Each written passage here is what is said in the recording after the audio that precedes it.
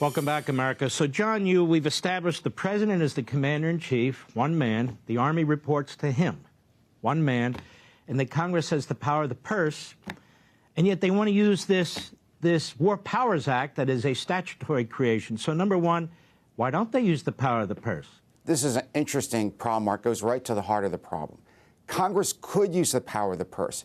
It has used the power of the purse in the past. But Congress now, instead, people in Congress want to get up on TV or the front halls of Congress and say, it's the president's fault.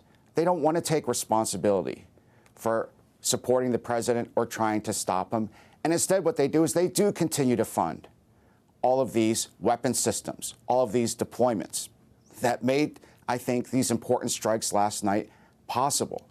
But they don't want to take political accountability or responsibility. They'd rather have the president go out on a limb without their support. And if it turns out badly, then they can say, we didn't do anything. We washed our hands of it. And if it goes well, they can always say, oh, we actually did fund the troops the whole time. You make a great point. So Bernie Sanders out there screaming like the rabid Marxist that he is. AOC's out there, issuing videos on nothingness.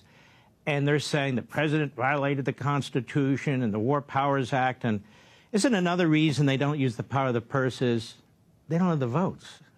They don't have the votes to get what they want. And so they can beat their chest. Let's go to the Declaration of War provision.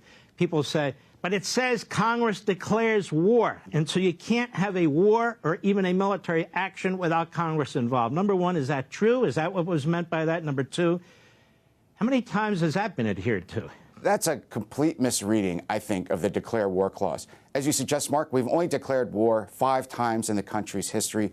We, of course, have used military force abroad more than 100 times. The framers, who are practical men, they had just fought a war. They had just beaten the greatest superpower in the world of their time. They did not think that you needed to have a deliberative body that takes days, if not weeks, if not months, to make decisions, to decide on these important matters that demand speed, that demand secrecy and decisiveness. Those are Alexander Hamilton's phrases, like protecting the national security. So instead, the Declare War Clause is just about what is our legal status between the United States and another country. That's different than using force to wage hostilities. To give you an example from the founders' time, the Declaration of Independence is a declaration of war. It's our declaration of war against Great Britain. That came about a year after our troops were fighting the British at Lexington and Concord, Bunker Hill, and so on. So Declare War Clause is not some kind of key that the weapons officer on the submarine has to turn before the president can use force. It's completely separate. It has to do with legalities, not with using force. So true. And Jefferson thought this declaration of war phrase was perfectly fine, but mostly nonsense when you're going to war and that sort of thing. And we do have many of these founders and later framers who've essentially said that. So here are the Democrats right on the cusp of an incredible victory against an Islamist regime that wants to blow us off the face of the earth, lying about the Constitution, trying to use the War Powers Act, using the word impeachment again. I don't know.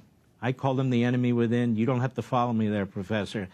But if that's not the enemy within, I don't know what is.